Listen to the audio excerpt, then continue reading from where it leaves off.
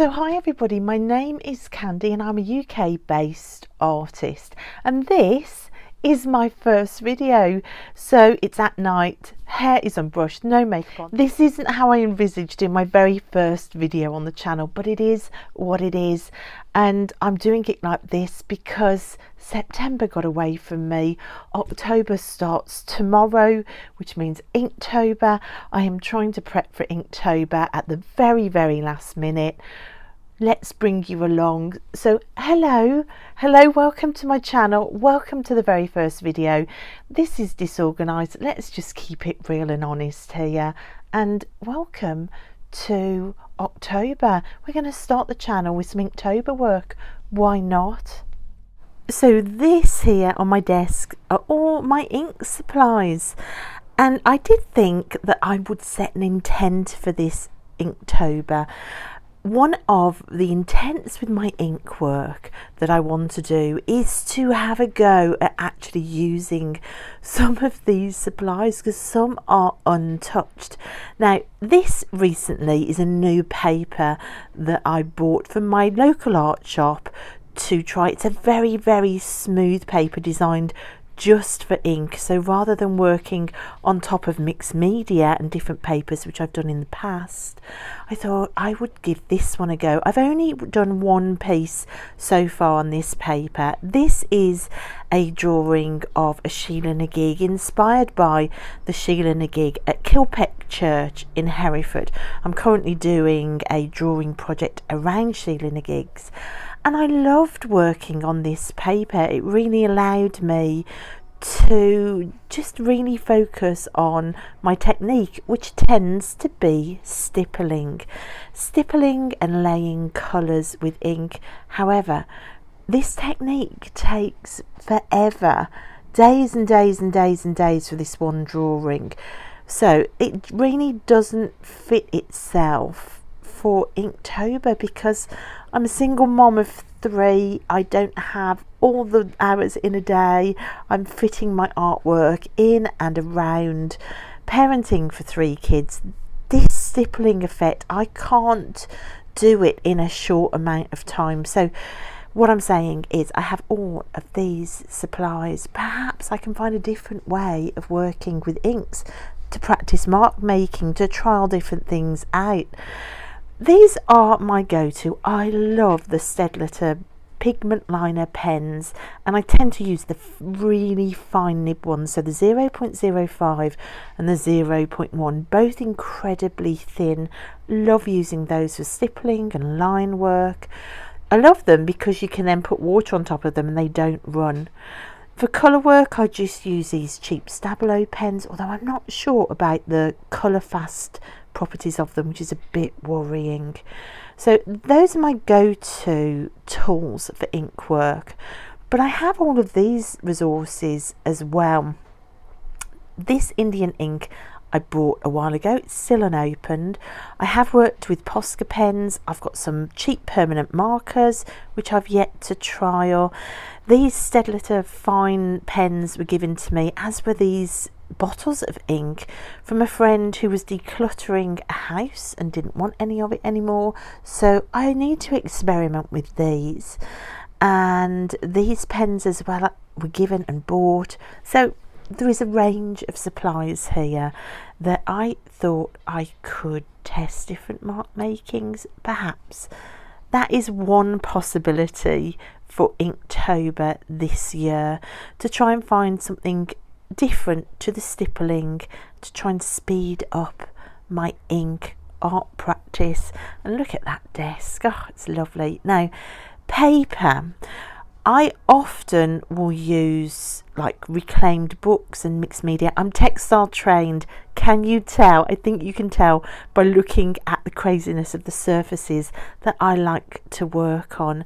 And I did think about working on mixed media surfaces again, or do I want that smooth paper to focus on technique? I have recently found in my local charity shop for 5p each all of these sort of baby young children board books, these have been calling to me. Oh, these just excite me. The idea of altering one of these books, possibly using some of the story that's already there, some of the cutouts, some of the images, to create a new story or new characters with googly eyes. So what to do, whether to focus on technique in a more grown-up art book and sensible paper, or whether to go this route. This route looks so exciting. Oh, I don't know what to do. I don't know what to do. I'm going to have a little think. And while I'm thinking, let me pan back and show you this main drawing desk in my art studio. There will be studio tours coming up on my channel, but for now, this is my desk. Right, so I've had a think and I've been planning, and I've written out the prompts and I've hung them up on my little washing line here. You can see all 31 words for Inktober there. So I have been having a little think and writing notes in my notebook about how I want to try and attempt those 31 prompts. And guys, I just couldn't get past the pull of all of these board books. So you can see I've got quite a selection here. I got them all out and had a little flick through them all. And just the idea of coming up with a altered book for Inktober and finding and experimenting in how to alter books with ink. I couldn't get past the excitement of it, to be honest, guys. I know that the other way is a little bit more grown up, but look at this. I did think about using this book, that page for dream, and then look at this pond here for shallow. Some of the prompt words were jumping out at me as I flicked through this book. And there is a page a little bit on this page here. Look, rise, them rising upstairs and picking a baby up. The word rise really jumped out at me. So I did really consider using that book for a while, or creating strange characters with googly eyes. That was another big pull. And this book, Rosie's Walk, I mean, for ink work, this is an absolute classic of illustration. I used to be a primary school teacher, and so these classic stories I love. But finally, I decided on a first word and picture book. This is a really old-fashioned board book. Look at some of these pictures. It's an old teach your kid to read book. And there is just something that really appealed. Look at that weird clown doll on the TV. I love it. So I looked at these pictures and I just started getting stories coming through, a download of different stories that I could fit the prompts into. I don't know whether it's going to work. I don't know whether the way I'm going to put the ink on the paper will stay, whether it will flake off. I don't know, but I've planned it. I know what I'm doing with the words on these pages. Inktober might end up being out of order this year just because of the way the words land on the different pages.